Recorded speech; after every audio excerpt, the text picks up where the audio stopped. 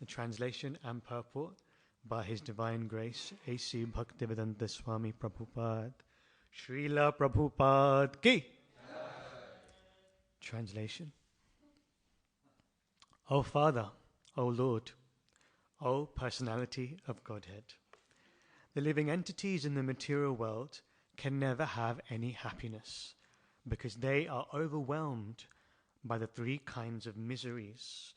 Therefore, they take shelter at the shade of your lotus feet, which are full of knowledge, and we also thus take shelter of them. Purport. The way of devotional service is neither sentimental nor mundane. It is the path of reality by which the living entity can attain the transcendental happiness of being freed from the three kinds of material miseries. Miseries arising from the body and mind, from other living entities, and from natural disturbances.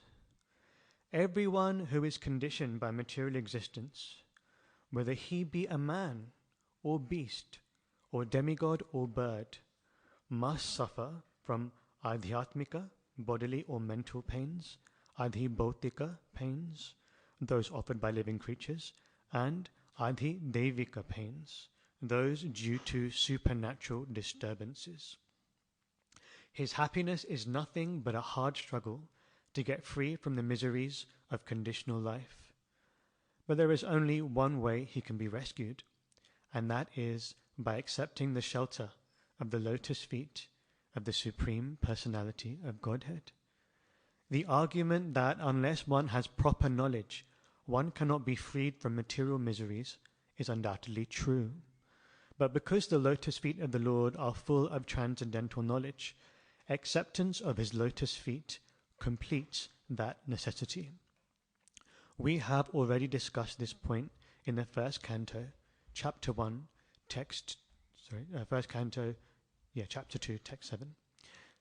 Vasudeve Bhagavati Bhakti Yoga Prayojitaha Janatyashu Vairagyam Jnanam Cha Yad Ahaitukam. There is no want of knowledge in the devotional service of Vasudev, the personality of Godhead. He, the Lord, personally takes charge of dissipating the darkness of ignorance from the heart of a devotee. He confirms this in Bhagavad Gita 10.10. Tesham satatayuktanam bhajatam priti purvakam dadami buddhi yogam tam yena mamupayanti te. Empiric philosophical speculation cannot give one relief from the threefold miseries of material existence. Simply to endeavor for knowledge without devoting oneself to the Lord is a waste of valuable time. So let's chant the Mangalacharan prayers together in full enthusiasm and beg the Lord and His associates and followers for their blessings, by which we can enter into this transcendental purport and chant something for our benefit.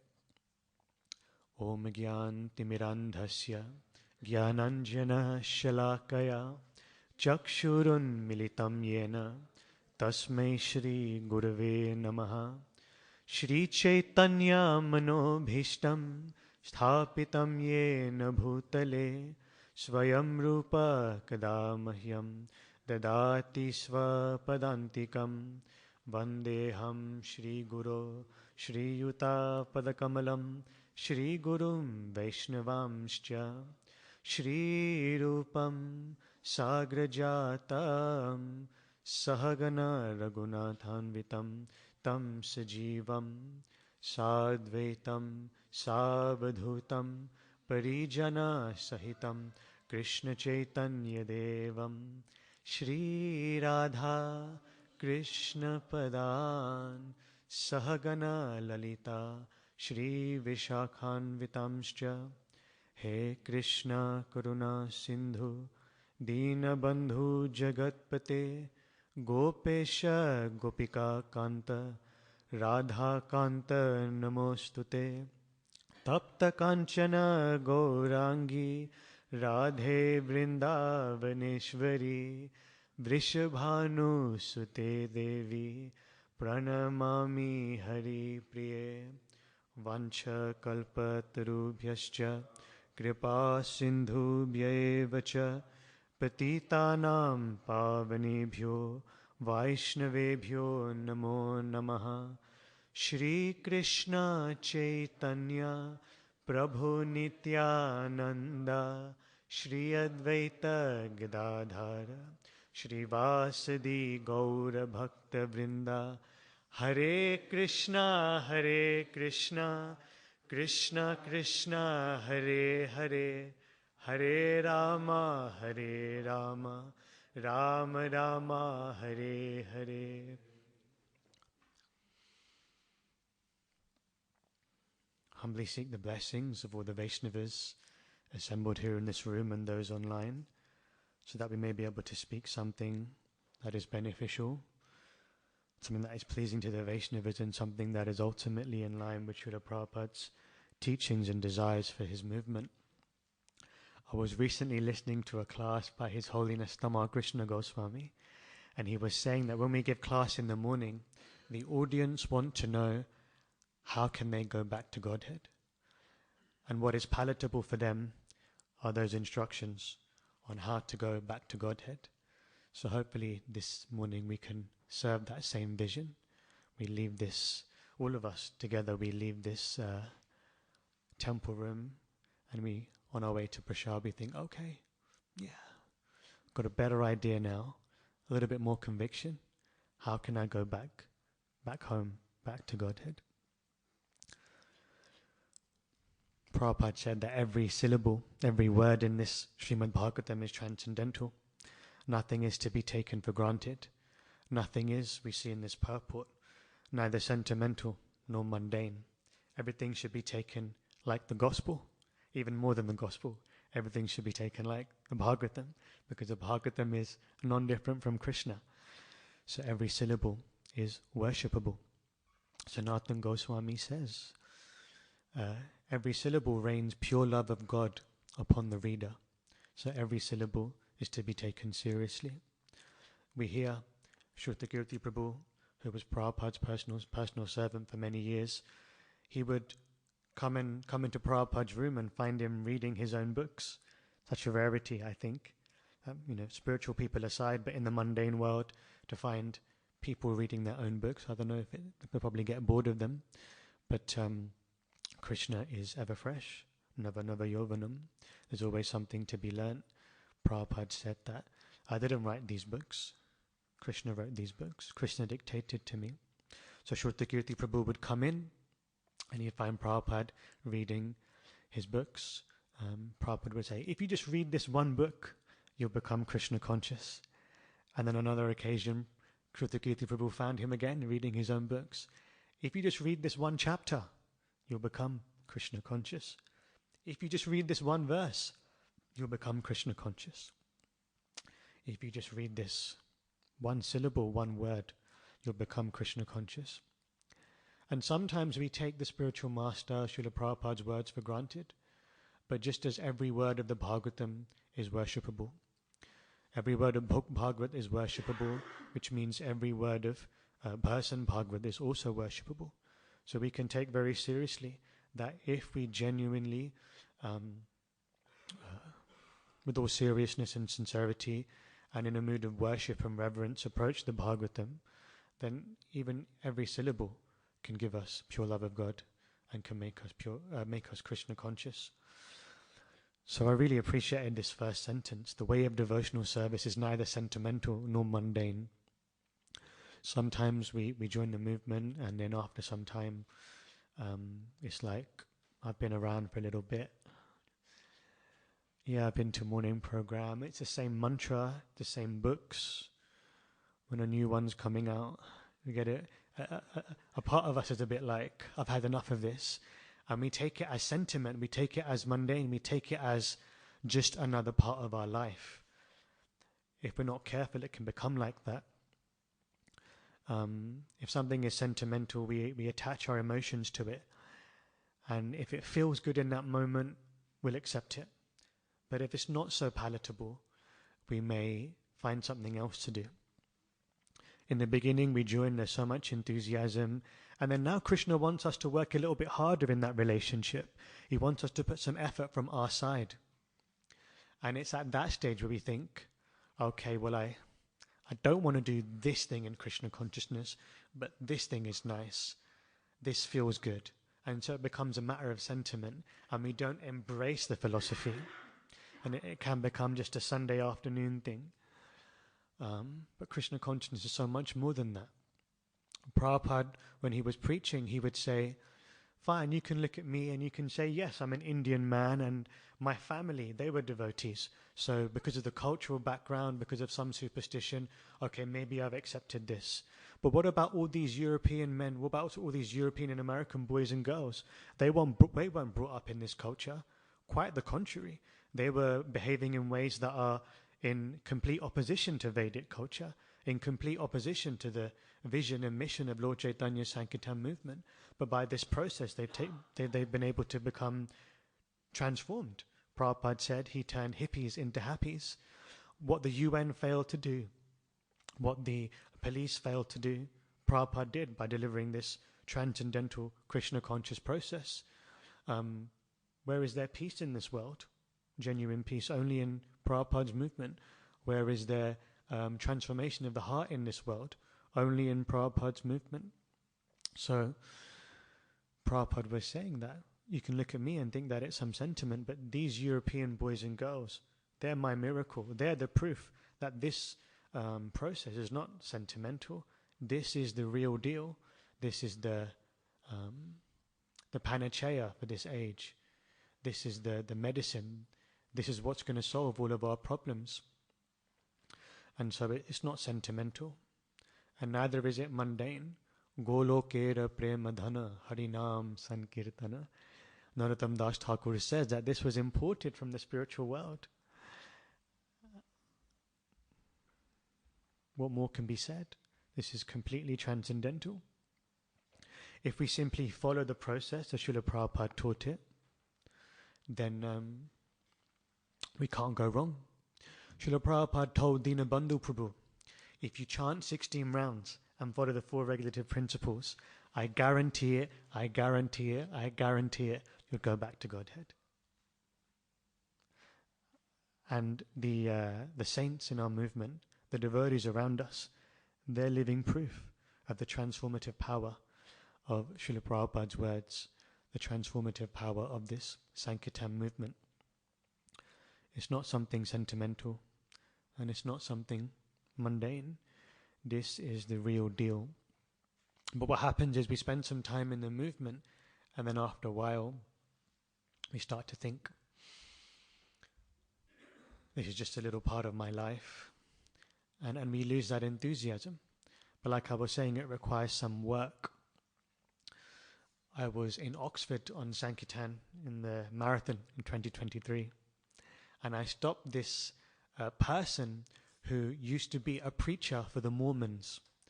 And he used to do exactly what we were doing, distributing books. Normally in the marathon, you don't really spend a lot of time speaking to people if you know that they're not interested. But somehow I broke that rule and I just started talking to him a little bit more. And he shared something very valuable with me. And it made me think that, yes, I'm glad that I stopped and heard him out. He showed me a photo, a painting, that depicts something from the Bible. So we've got Jesus Christ, and he's knocking at someone's door. And on the other side of the door is a devotee or a follower. And he asked me to observe the painting and tell him what's unique about this painting, what do you notice? And I looked and I couldn't figure it out. And he goes, where's the doorknob?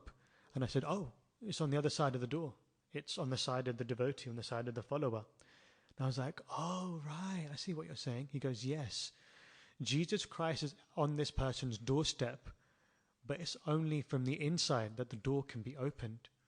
Jesus Christ can come on this person's doorstep, but the person from the inside has to respond to his knocking and open the door. Similarly, Krishna has come into our life.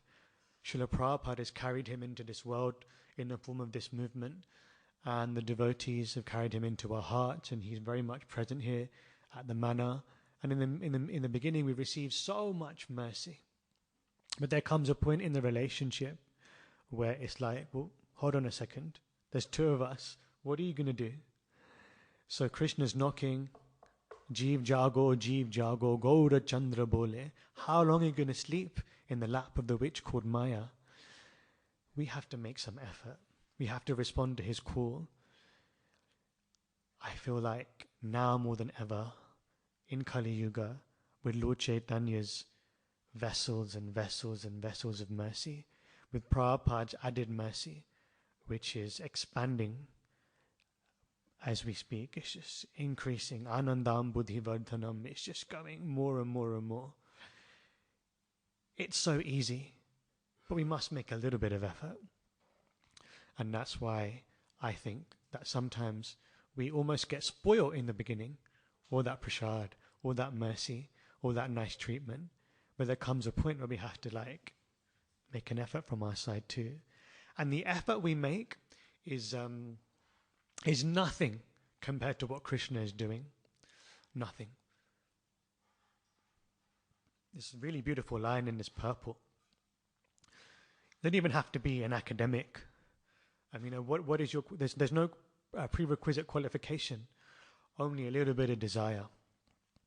And if you just take that desire and deliver it to the devotees, the devotees will fan that spark of desire and make it into a fire. And then Krishna will do the rest. You just have to have that desire and place yourselves in situations where that faith can grow. Because Krishna is backing you all the way. Check this out. The Lord personally takes charge of dissipating the darkness of ignorance from the heart of a devotee. The Lord is so kind that he enters into our heart, not only in this human form of life, but in all 8,400,000 species of life. He's not letting you go. He's so kind that he comes with us, life after life after life. Who else is going to do that? Not your mum, not your dad, not your sister or your brother, your boyfriend, your girlfriend, your partner, your husband, your wife. Give them all respect, but it's only the Lord that's going to come in your next life. That's quite mad, isn't it? How even if you take the form of a dog or a hog or an ant or a centipede or one of those creepy crawlies you find in the shower that annoy you in the morning, Krishna will be there with you. He's not concerned about the external appearance. He's just thinking, I really need to get my long-lost son or daughter back home.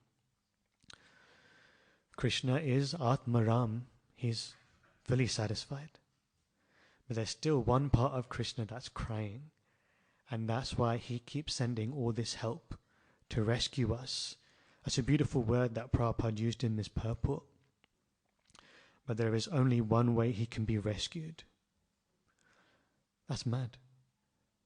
Krishna is coming and sending all reinforcements to rescue us. So we join this movement. We get lots of mercy, thanks to Srila Prabhupada and the kindness of his followers. And we love it.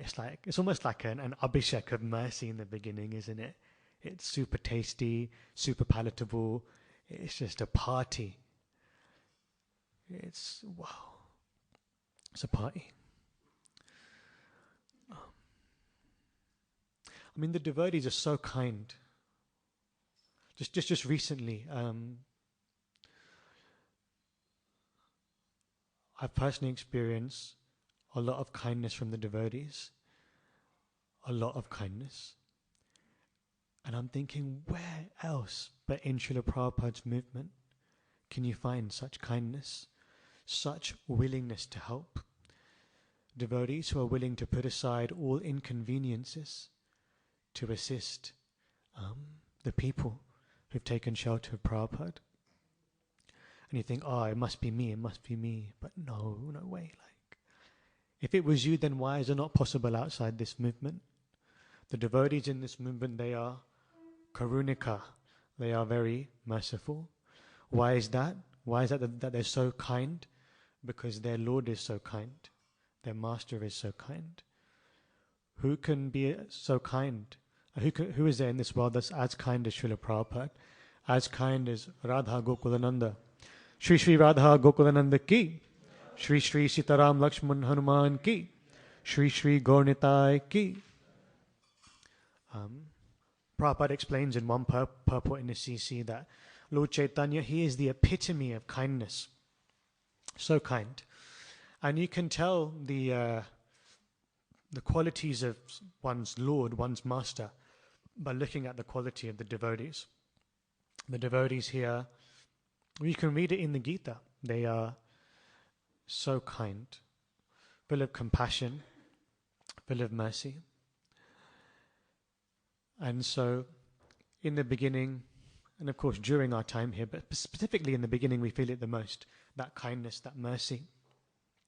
And there comes a point where we have to take more shelter of transcendental knowledge to fix ourselves in a position where that mercy and that kindness and that ease of Krishna consciousness is accessible.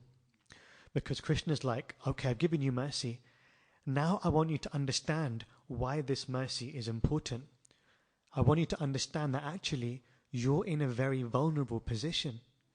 You're in a position where you're going to be subjected to these three miseries. Miseries pertaining to the bodily and the mind, body and mind, the atmika. Miseries offered, I love that, offered by living creatures, the bhautika. And those due to supernatural disturbances, the devika. Put your hand up if you think that by some material arrangement you can overcome these three miseries. It's difficult, right? I don't think it's possible. Sometimes we think the grass is always greener on the other side. Let me make some material arrangement. This girl, this guy, this job, this house, this city, this country. Nah, don't be silly. That's not how it works. The grass isn't greener where you water it. The grass is greener where the cows are. Because wherever there are cows, you can find Govinda, you can find Gopal.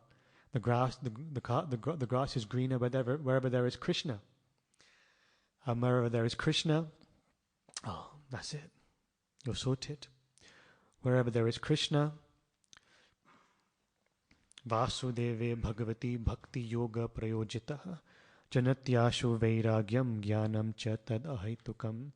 This is from Canto 1, Chapter 2, Text 7, and maybe we can read the translation exactly. By rendering devotional service unto the personality of Godhead, Sri Krishna, one immediately acquires causeless knowledge and detachment from the world. So whenever we're connected with Krishna, we receive knowledge that helps us understand how to get out of this entrapment of this material world. We receive a distaste for this material world. We receive the strength by which we can say no to this material world. And that is ultimately what we're looking for. That is a solution to all of our problems. We just add Krishna. I think it's in the 11th canto of the 12th canto. This is a beautiful verse. It is written that the pastimes of Krishna are like an intoxicating beverage. I thought apple juice was nice, but this is a whole other level. The pastimes of Krishna are like an intoxicating beverage, and by tasting these pastimes, you lose all taste. You develop a distaste for the mundane topics of this material world. Pibate Bhagavatam Rasam Alayam. We drink the nectar of the Bhagavatam, which is the abode of rasa. This is where the magic happens. Our mind may try to give us so many excuses.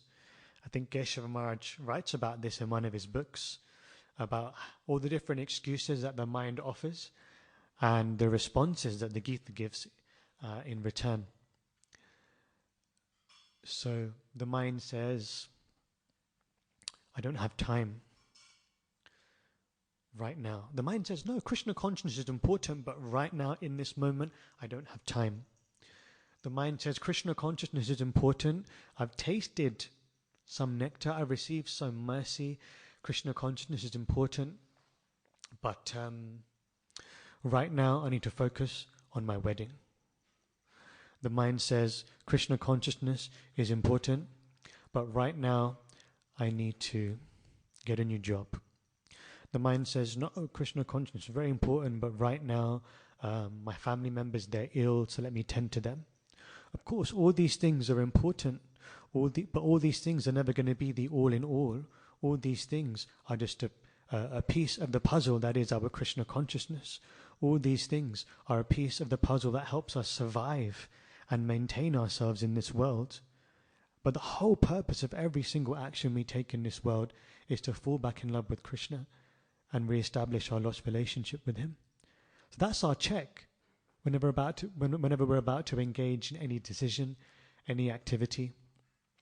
We think, is this helping me fall more deeply in love with Gokulananda? If it is, then carry on.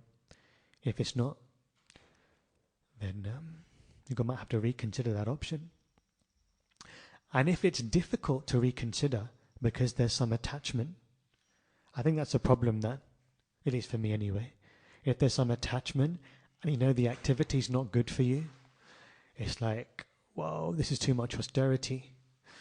It speaks about tapa, miseries, but tapa, austerity, is that austerity in Krishna consciousness of battling the distaste, battling the taste that we have for material life with the conception that I should have distaste for material life. So when it all gets too much, when we're overwhelmed, and the translation here, when we're embarrassed by material life, then the solution is to take shelter of the devotees. And a little while back, I wrote this poem, and I remembered it this morning, and maybe it might be relevant to share now.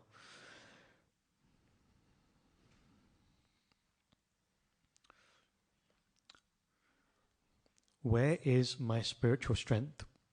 Where goes my sincerity? Bring back my enthusiasm. Determination evades me. All humility is missing. Taste isn't to be found. Inspiration's gone astray. My faith goes up and down. So let me run to the manna now. Hold on to every devotee. Mercy, mercy, I'll collect it all from every nook and cranny. So let me now run to Prabhupada and Guru who've purchased the Lord. I'll approach them with my sorry tale. Mercy, I'll beg for it all. So like this, we depend on the mercy of Srila Prabhupada, on the mercy of the spiritual master. And what is the epitome of the spiritual master's mercy? It's his instructions. So we depend on these things. The spiritual master's instructions are like Shiromani, like a jewel which we should carry on our head. So whenever we feel like we're lacking in enthusiasm, lacking in determination, and we're caught in the middle, on one side we have our Hiranyakashipu mentality, on the other side we have our Prahlad mentality, and we're stuck in the middle. We know what we want to do, but we know where we are, and it's a constant battle. Well then, we run to this holy place where the devotees reside, where Srila Prabhupada is an inspiration to serve him lies, and we remember, what is it that my spiritual master told me? And then with these three things, the Vaishnavas, Guru, and Prabhupada, we can defend ourselves from the three attacks of the material energy. I'm conscious that time has run out. We're slowly running out. We want to leave some time for the illustrious devotees in this assembly to share their comments, and we can have some questions too. But just wanted to thank you all for giving me the opportunity to share something, primarily for my own purification. Srila Prabhupada ki. Does anyone have any questions, comments? Rajan Prabhu?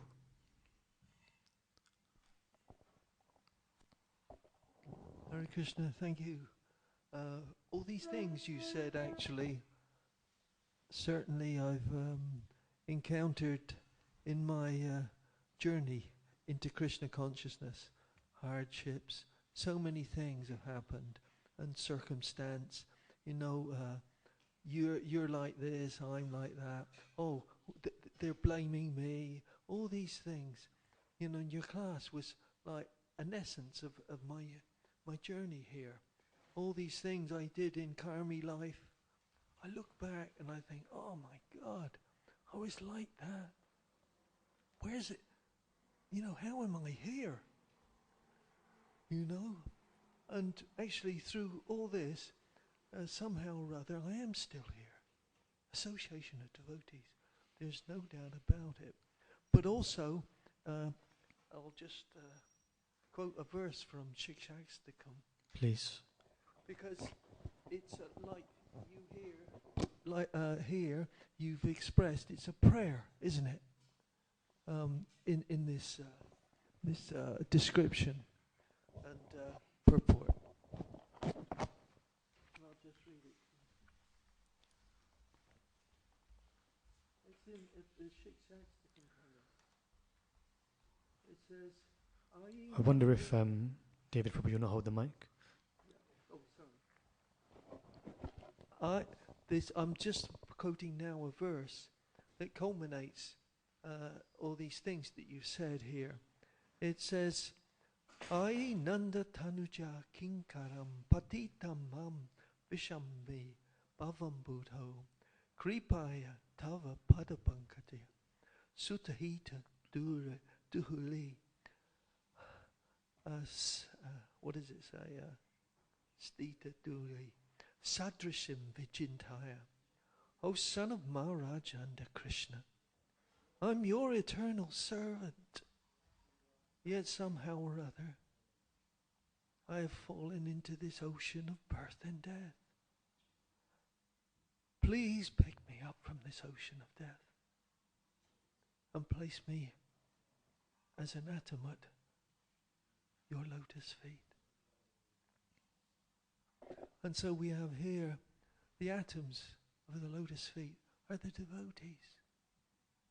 Please pick me up from this ocean of death and place me as one of the atoms at your lotus feet. And the lotus feet are definitely Krishna's devotees. That's the dust of his lotus feet.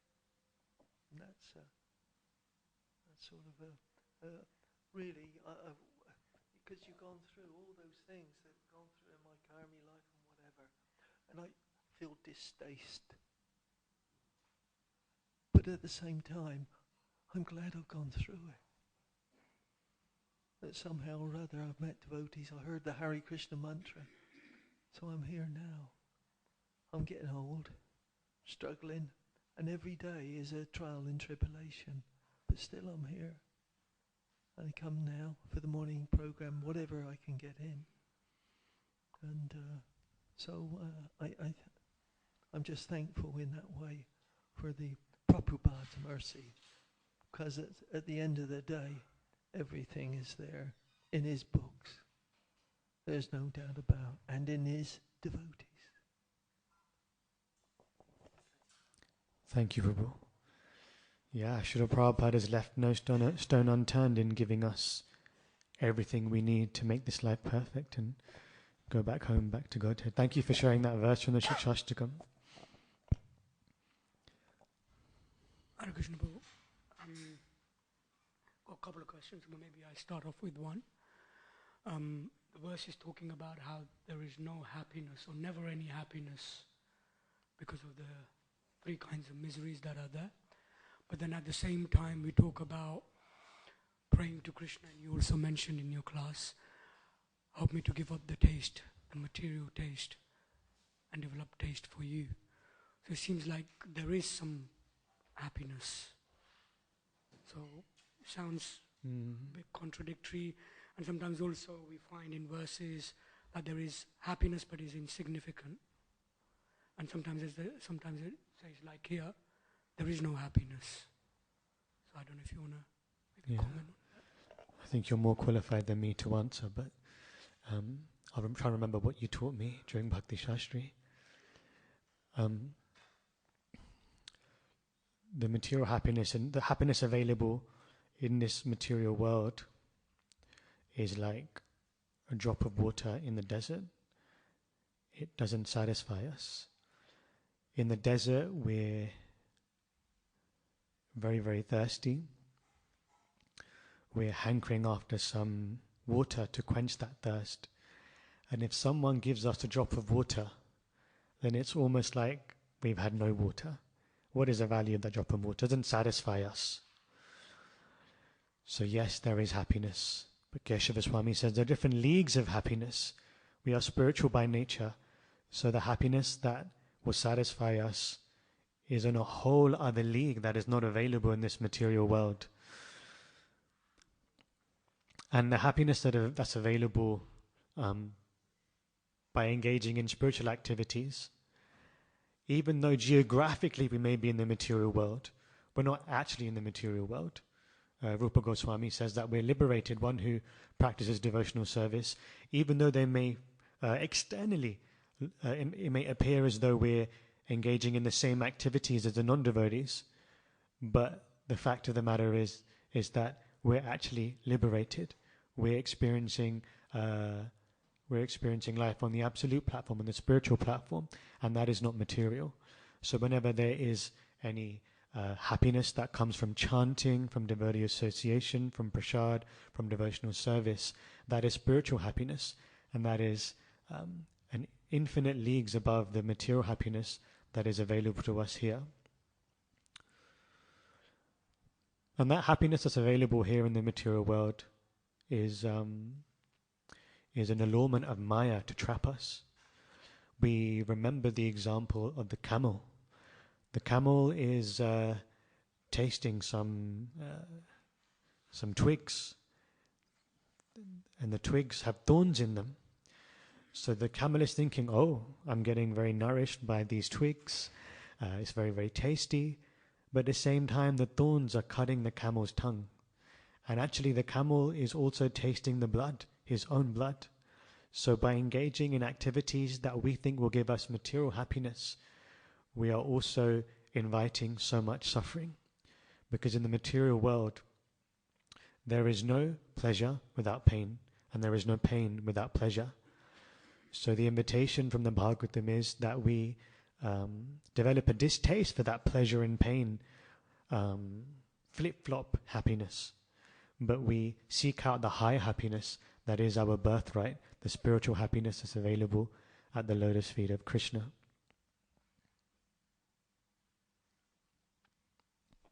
So how comes when we sometimes engaged in service, in spiritual activities, chanting, reading,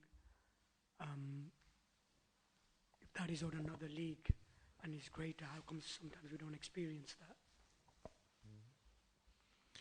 Rupa Goswami says in the Nectar of Instruction that just like someone who's got jaundice, someone who's in a diseased condition of life, when he tastes something sweet in the beginning, it's very, very bitter.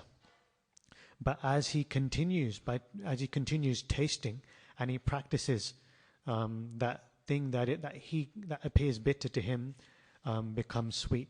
So it's not like straight away we're going to be traveling around in all of these lives, life after life after life, and we've rejected Krishna completely, and then we come to the human form of life and straight away all of that is going to be forgotten about. No, we have to be purified, and we have to really want Krishna. Krishna will throw Krishna will throw himself in your face, knocking at your door. But there has to be some effort. There has to be some purification. Straight away it may not come, but you stay in the association of the devotees, take shelter of the process, and the disease condition will subside by the sweetness of that transcendental activity. If straight away all the sweetness came, then perhaps we'd give it up, because that is our condition, to just think about the sweetness and we'll just forget about the essence. By having this purification of gradually experiencing the fullness of Krishna consciousness, will be able to appreciate that fullness and stick with it. Otherwise, if it comes so quickly, we'll take it cheaply. But it's the most valuable thing, not on this planet, but it's a valuable thing in existence. Is that okay? I don't know if you want to add to that yourself, Prabhu. Thank you, that's wonderful. I don't know if anyone else has a question, but I had one more from the purport. Sure. The lotus feet of the Lord are full of transcendental knowledge. What does that mean? To take shelter of the lotus feet of Krishna means to serve Krishna. And to serve, by serving Krishna, we're showing Krishna that no, we have no envy. Yes, we have a desire to reconnect with you. Service is the symptom of our love. Service is a symptom of our desire to connect with Krishna. And so if we're if we're devoted to serving Krishna with love, then Krishna will give us that knowledge by which we can go to him. On our own strength, by just by reading the books, without performing devotional service, which is the heart of transcendental knowledge, how much can we approach Krishna? Service is the evidence and the proof that Krishna accepts that we're serious about wanting to connect with him. And so he sees that seriousness and throws us the rope of transcendental knowledge and pulls us closer to him. Is that okay?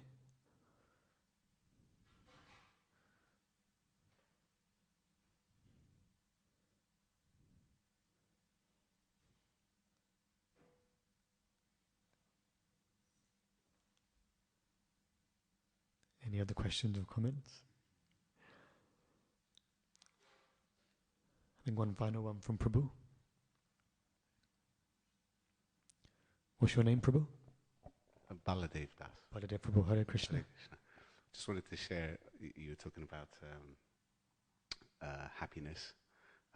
Radhanath Swami would explain, and I think it's, for me, in my own stage in life and so on, very helpful. He would say sometimes, we practice devotional service and we're practicing, but sometimes we look out in the world and we see people apparently enjoying, like last night there was a big game and you see people celebrating and you think, wow, that does, people really kind of enjoying, and am I missing out, And he said it's like seeing a beautiful tropical ocean, very still, and it's very hot and you want to jump in the water and, get refreshed and enjoy the water. He says, but just underneath that surface, it's full of stinging jellyfish waiting to sting you. And he said, this is material enjoyment for us. It seems like that, but just under the surface, and when with a bit of experience we know in life, we look at people that we think are enjoying, but when we really see what's happening in life, we see everybody's struggling. Everybody's going through challenges and difficulties and suffering with health or family relationships. This happiness isn't there. But in our mind, he's mentioned the grass is always greener. We're thinking, we're seeing this beautiful ocean. But he said, so just remember that this is like this beautiful, clear water ocean, but underneath it's full of these stinging tentacles. And, and we end up, brings us pain and suffering. So I just wanted to share that. Thank you, Prabhu. Yeah, that's an important reminder. When we see other people enjoying and we feel attracted to that material enjoyment, I remember this jellyfish example. Hare Krishna, I was just on the same point of enjoyment. I was out on book distribution last week, and I met this man who was incredibly rich. And I start talking to him, and he's just flown back from Italy, and he's got this global company that he runs. He's a global director of his company, and he was about maybe 40, between 40 and to 45, good looking, polite, intelligent, talking to me nicely. I was thinking, how am I going to? I placed a Bhagavad Gita in his hand, Think, how am I going to convince him that, to take the Gita? Because everything seems all right for him.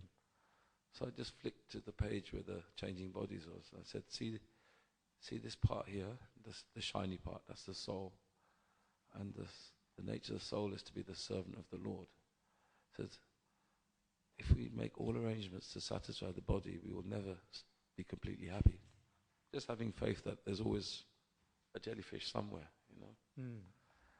And we'd been talking for some time, and then when I said that to him, he suddenly turned to me and goes, you know what? He just floated his company, so I don't have to work again. Not bad, I wouldn't mind being in this situation.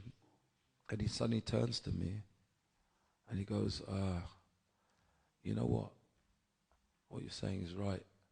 He said,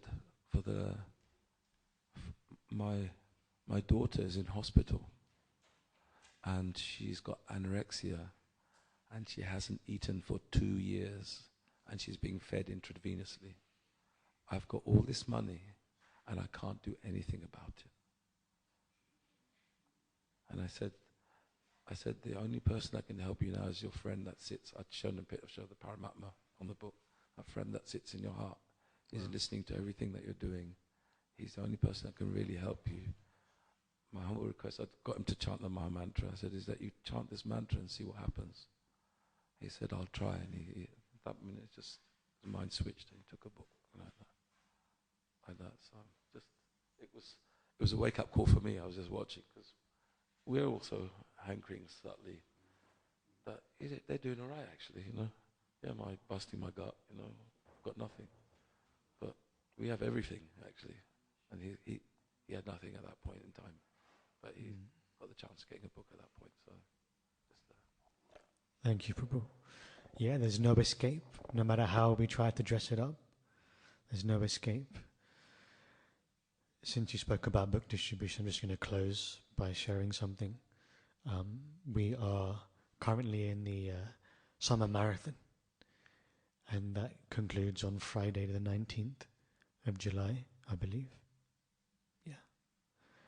So it's an invitation to all the devotees to consider taking part in distributing Prabhupada's books on the streets and inviting people to take shelter of this transcendental movement by which people can become free from these three miseries.